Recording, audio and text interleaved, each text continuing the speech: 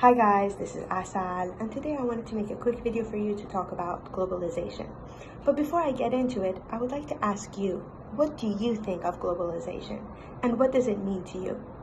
And now that I've given you something to think about, I'm going to get into the definition of globalization, then I'm going to talk about the challenges of globalization and the benefits of globalization. So let's get into it. What is the definition of globalization? Globalization refers to the process by which businesses or other organizations develop internationally or start operating on an international basis. So how does this happen exactly? In today's world, we're very connected. And why do I say that? I say that because we can travel from one continent to the other continent just overnight, whereas in history, throughout time, when people wanted to travel from one place to the other, it would take them days to get there. But now we're all connected. We can talk on the phone anytime we want. We can hop on an airplane, which is reasonably cheap. It's a good price for someone who doesn't travel that often. We could jump on an airplane and be at our destination. And in today's globalized world, for example, the shirt that I might be wearing right now, I'm not really sure, but this shirt might have been made in China and shipped all the way to US. So our products are flowing all over the world. But with that comes consequences. Yes, it's nice that we're globalized. It's nice that we had such a nice population growth and we're connected all around. But the consequences are to our environment. Because what happens now is that when we have all these airplanes, well, these airplanes are going to need a fuel, right? And they don't just fly with water. So we're using up all our resources, and we're using up our resources fast. And if we don't do something about it, then we're going to have problems such as climate change.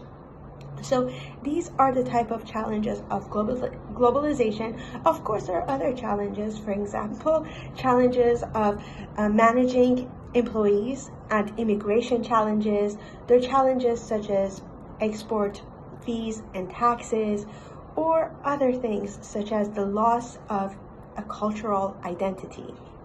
Or it can cause people to become very individualized.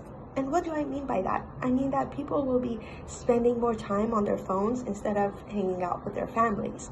So these are the challenges to globalization.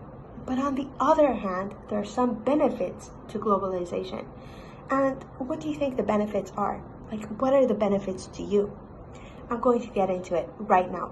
For example, the benefits of globalization would be that we would have more access to other cultures and more access to information. So as a whole, we become more knowledgeable and more aware of our surrounding and of the world.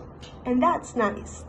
But it could also be bad because it could influence the culture in a bad way. But it's also nice that people have access to other cultures. Or another benefit could be the spreading of technology, so that when one place has the technology, another place can get the technology, and just people would have more access to a better life and better technology. It could also have the benefit of having a lower cost for the product that you're trying to get. So instead of like buying this shirt right here in the United States and paying like a whole ton of money for it, when it's coming from a whole other country, the cost of that very shirt you're wearing would be less. Anyway, I really wanted to keep this video as short as it can be, so I try to explain the definition of globalization to you and the benefits and the challenges of globalization. I really hope you enjoyed this video, and I hope you have a good day. Goodbye.